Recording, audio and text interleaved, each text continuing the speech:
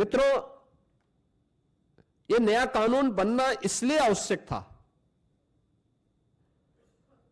क्योंकि जिस मनरेगा की चर्चा कांग्रेस और उसके सहयोगी दल आज ढोल पीट करके कर रहे हैं, हमें उनकी उन विफलताओं की भी चर्चा करनी चाहिए और उसके बारे में भी सोचना चाहिए। खासतौर पर अधूरी और अस्थायी परिसंपत्तियां जिनका कोई दीर्घकालीन लाभ नहीं, फर्जी जॉब कार्ड, फर्जी हाजिरी, भुगतान में कटौती जैसे व्यापक भ्रष्टाचार की शिकायतें हर एक जनपद से और हर ग्राम पंचायत से ये सुनने को मिलती थी। कमजोर सोशल ऑडिट और शिकायत के निवारण की भी कमजोर व्यवस्था, प्रशासनिक क्षमता की बाधाएं,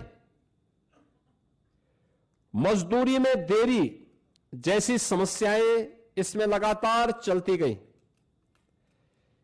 खेती के मौसम के समय किसानों को मजदूर की संकट देखने को मिलते थे और एक श्रमिक जो ईमानदारी से काम कर रहा है उसको जब उसको काम की आवश्यकता है तब काम की गारंटी नहीं मिल पाती थी, और अगर उसने काम भी किया है तो उसको समय पे भुगतान नहीं होता था। रोजगार सृजन का विकास और अस्थायी परिसंपत्तियों के निर्माण का एक अस्थायी मैकेनिज्म इस योजना से बनाने में पूरी तरह विफल रही हैं, और इसलिए अब नए संशोधन में रोजगार की गारंटी 100 दिन से बढ़ाकर के 125 दिन किया गया है। साप्ताहिक वेतन यानी साप्ताहिक भुगतान होगा। ऐसा नहीं कि महीनों और वर्षों लग रहे हैं, अब हर सप्ताह लेबर ने काम किया तो साप्ताहिक उसे भुगतान होगा, और देरी होगी तो इसका मुआवजा भी देना होगा, यानी उसके लिए अतिरिक्त उसको ब्याज देना होगा। समय पर काम नहीं मिलने पर बेरोजगारी भत्ता अब कानूनी अधिकार हो गया है। यानी अगर कोई व्यक्ति कहता साहब मुझे काम चाहिए और काम नहीं दे रही है ग्राम पंचायत, तो उसके बदले में उसको भत्ता की गारंटी होगी। खेती के मौसम में किसानों को मजदूरों की कमी न हो, इसके लिए राज्यों को बुआई और कटाई के समय 60 दिन तक कार्य का विराम देने का अधिकार भी राज्यों को दिया गया है। राज्य तय करेंगे कि कब खेतीबाड़ी का समय है, उस समय मनरेगा के कार्य स्थगित रहेंगे, खेतीबाड़ी के कार्य के लिए लोग पर्याप्त संख्या में लोग मिल पाएंगे, और 125 दिन की गारंटी वर्ष भर में जो भी कार्य करने के इच्छुक हैं उन श्रमिकों को प्राप्त होगा। किसान और मजदूर दोनों के हित इसके माध्यम से सुरक्षित रखने की गारंटी दी गई है।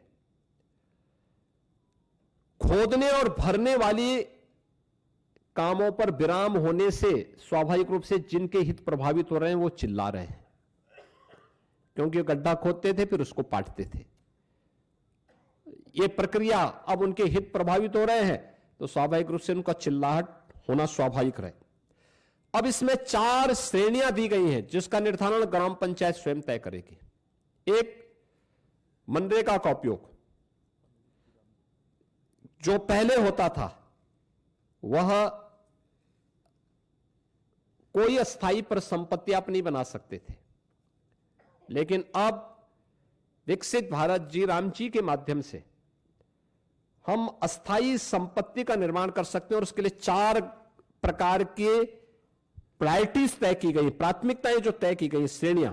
एक, जल संरक्षण के लिए आप देख रहे होंगे ग्रामीण क्षेत्र में या शहरी क्षेत्र में अक्सर आप देखते हैं ग्रामीण क्षेत्र में बहुत सारे ब्लॉक को हमें वहां पर डार्क जोन ग्रुप के रूप में घोषित करना होता है।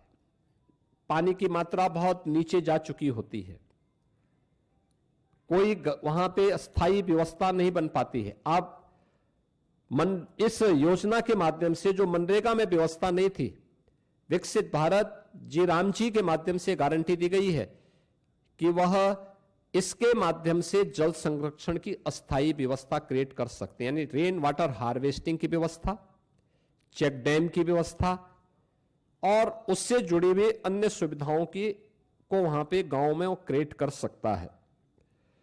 ग्रामीण बुनियादी इंफ्रास्ट्रक्चर के माध्यम से वह इन चीजों को वहां पे विकसित कर सकता है, सड़क, नाली, इन सब का विकास कर सकता है। आजीविका संबंधी इंफ्रास्ट्रक्चर को भी इसके माध्यम से क्रिएट कर सकता है, खेल का मैदान बना सकता है, ओपन जिम का निर्माण कर सकता है। गांव के पास पैसा है, गांव के पास लैंड है, गांव की मार्केट मंडी बना सकता है। गांव में सड़कों पे जहां तहां जो मंडी बनी हुई है उसको हटाकर उसको व्यवस्थित रूप से दुकानें बनवा करके एक अच्छे खाली जगह पर उसको अस्थायी रूप से सड़क से हटा करके एक सिस्टम के साथ जोड़ सकता है, जिससे सुरक्षा की गारंटी व्यापार उस दुकानदार के पास भी हो जाएगी और साथ साथ गांव के पास एक इनकम का माध्यम भी हो जाएगा। इस प्रकार के उसको भी किया जा सकता है। और प्रतिकूल मौसम घटनाओं से निपटने और आपदा तैयारी हेतु भी विशेष कार्य किए जा सकते हैं, यानी बाढ़ प्रबंधन के लिए गांव से जुड़े हुए छोटे छोटे कार्य हैं, उसके लिए शासन पे उनको निर्भर रहना पड़ता है। अब इसके लिए निर्भरता की आवश्यकता नहीं, ये सारी चीजें वहां पर उपलब्ध। आप इस विकसित भारत जी राम जी की इस स्कीम के माध्यम से इस अधिनियम आपको ये गारंटी दे रहा है। टेक्नोलॉजी को कानूनी अधिकार के रूप में अब शामिल इसके माध्यम से किया गया है। बायोमेट्रिक उपस्थिति, geo tagging, satellite imaginary, real time mobile app monitoring और EI से निगरानी और सीधे डिजिटल भुगतान, यानी अब हाजिरी भरने की औपचारिकताएं नहीं होंगी।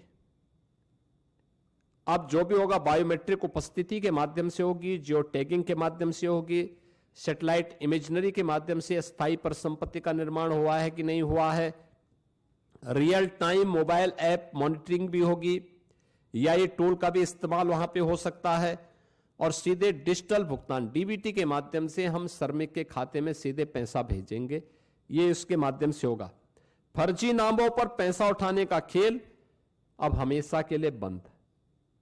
आपने देखा